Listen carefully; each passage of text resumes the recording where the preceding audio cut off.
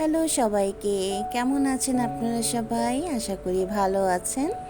আজকে আমি সজনে পাতার ডাল রান্না করব। ভাবলাম আপনাদের সাথে শেয়ার করি আমি কিভাবে সজনে পাতার ডাল রান্না করি। প্রথমে একটা বলে 1 কাপ মুসুর ডাল নিয়েছি। তারপর জল দিয়ে ভালো করে ধুয়ে পরিষ্কার করে নেব। তারপর কিছুটা জলের মধ্যে ডালটা ভিজিয়ে রাখবো আধা ঘন্টা, যাতে ডালটা ফুলে ওঠে এবং সিদ্ধ তাড়াতাড়ি হয়ে যায়। সজনে পাতা অনেক পুষ্টিগুণ সম্পন্ন একটা পাতা, এটাকে সুপারফুডও বলা হয়। তো প্রথমে আমি একটা কড়াইতে ডালটাকে লবণ দিয়ে সিদ্ধ করে নেব। আমার ডাল সিদ্ধ হয়ে গেছে। তারপর কড়াইতে কিছুটা তেল দিয়ে দুটো শুকনো লঙ্কা আর পেঁয়াজ ফোড়ন দিয়ে একটু হালকা করে ভেজে নেব।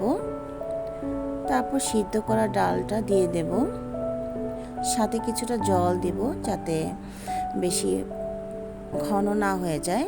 এই ডালটা বেশি পাতলাও না ঘনও না, মিডিয়াম থাকলে খুব ভালো লাগে। তারপর দিয়ে দেব হলুদ আর সজনে পাতা দিয়ে ভালো করে নেড়েচেড়ে মিশিয়ে দেব।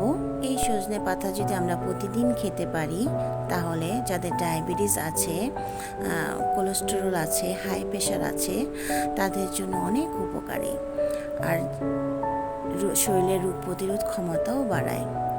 এই ডালের মধ্যে এখন দিয়ে দেব 2টা ডিম। এই ডিম দেওয়ার কারণে ডালের স্বাদটাই অন্যরকম হয়ে যায় এবং খেতে অনেক ভালো হয়। বড়রা যেমন পছন্দ করবে তেমন বাচ্চারাও পছন্দ করবে এই ডিম দেওয়ার কারণে। তারপর দিয়ে দেব কিছুটা কাঁচামরিচ আর লবণ। ঝালটা আপনার পছন্দ মতো দিতে পারেন। ডিম দেওয়ার পর ডালটাকে বেশি নাড়াচাড়া করা যাবে না। বেশি নাড়াচাড়া করলে ডিমটা একদম ভেঙে ডালের সাথে মিশে যাবে, তখন আর ভালো লাগবে না খেতে। ডিমটা এমনভাবে রাখতে হবে যাতে খাওয়ার সময় ডিমটা মুখে লাগে, তাহলে খেতে অনেক ভালো লাগবে। এই হচ্ছে আমার পুষ্টিগুণ সম্পন্ন সজনে পাতার ডাল। একবার ট্রাই করে দেখতে পারেন। আজ এ পর্যন্তই, আবারও নতুন কোনো ভিডিওতে দেখা হবে। ধন্যবাদ সবাইকে।